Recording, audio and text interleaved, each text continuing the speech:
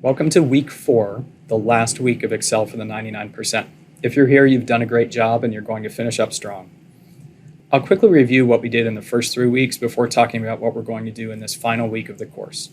In week 1, we focused on what Excel is, how it works, and what spreadsheets are and how spreadsheets work, what kind of data we can use in spreadsheets, for example.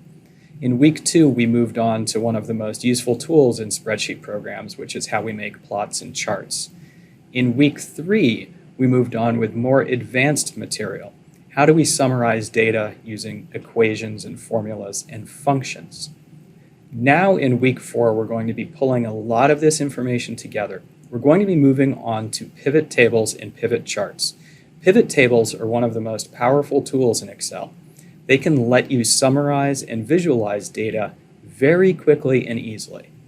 The problem is they can be very difficult to get comfortable with if you don't already have a strong foundation in how charts are made, how we summarize data using functions and equations, and how a spreadsheet program works in the first place.